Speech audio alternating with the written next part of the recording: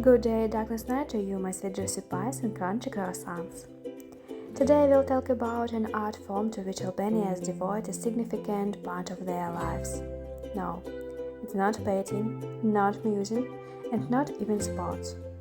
It's a philosophy of relaxation, Avash-avash. And let's begin from a rather unexpected angle, which is the ability to adapt to difficult conditions and even find joy in them. And of course, we'll start with every driver's biggest pain: parking. Albanian parking, the myth and the madness. In Albania, parking spaces are a myth, a legend told to tourists, so they won't lose hope. Public parking is practically non-existent, and paid spots are extremely rare. As a result, the street turned into a giant Tetris puzzle, cars line up in several rows, sometimes completely blocking the road. Quite often, drivers park right across pedestrian zone, which, by the way, really helps improve your parkour skills. The ice cream lesson. One situation influenced me more than anything else. My husband and I were driving home after a long trip, tired and irritable, eager to shower and collapse into bed. Just near our house, the universe decided to teach us patience. The car in front of us stopped in the middle of the road. The driver got out, as casually walked into the shop. He wanted in line, bought himself and ice cream, slowly strolled back in his car, and drove away. We waited about 10 minutes so he could enjoy his dessert. At first, we looked for a way to drive around him or turn off in another direction, but this was impossible. Not just us, but the dozen of cars stuck behind. The strangest part?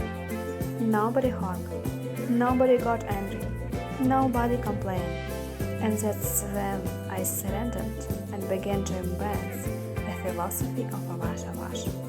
The very next day, I noticed the same thing again. Drivers stopping in the middle of the street just to greet a pedestrian friend they happened to meet. And those conversations? Oh, they often went on and on. But again, not a single driver behind them complained. Rudeness or philosophy? And then I started to wonder, maybe this apparent disrespect of others is actually something else. Maybe it's just a result of a different philosophy of life. When the world is kind to you, then you have the luxury to slow down, to savor the moment. Maybe everyone around you also has the privilege of not rushing. Maybe Albania really did raise the most life-loving children. How often, in our fast-paced world of punctuality, hyper-responsibility and endless to-do list, do we allow ourselves to simply stop?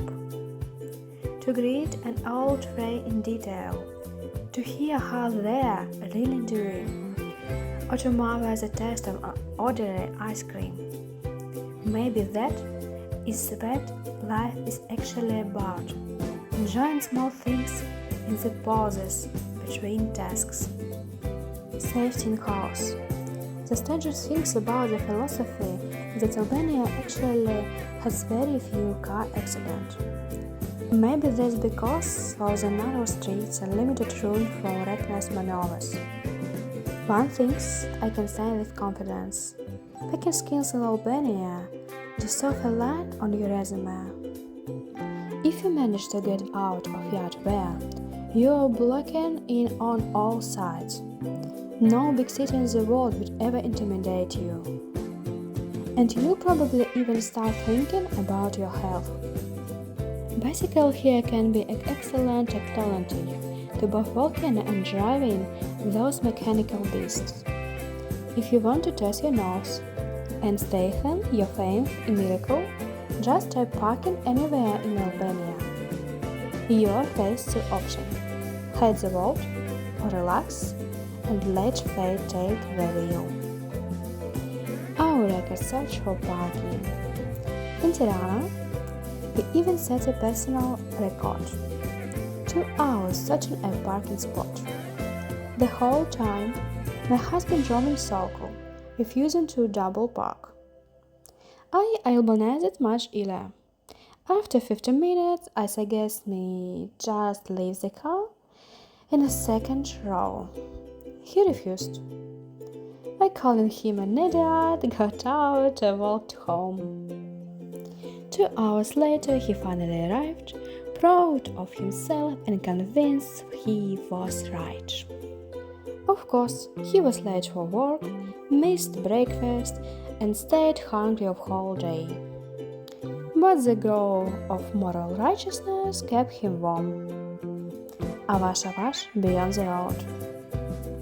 My personal journey with Avash-avash went beyond parking. For the first time in my life, I took a real vacation, and it promised to be long. Once I started sleeping enough, I discovered that people didn't know me anymore. My headache almost disappeared. My appetite shrunk, and even my eyesight improved. Suddenly, I could be light, feminine, undemanding. It became easier to accept people's flaws once I found happiness and peace within myself. I am stopped competing for the best looks, the best career, the longest list of achievements, because I finally felt content. I had always thought I hated cooking, but now I realized I just hated cooking when there were no fresh, tasty products. Then I had to trudge through snow in 30 below zero to buy groceries. Then after a 24-hour shift in the USU, all I wanted was a quick snack and sleep. In Albania, with fresh food all year round and time to spare, cooking turned into something different. My poor husband, how many experiences he had to endure. And here's the most important part. I never would have discovered this entire philosophy if I hadn't moved to Albania. Travel enriches you. You grow, you change yourself, and little by little, you change the world around you.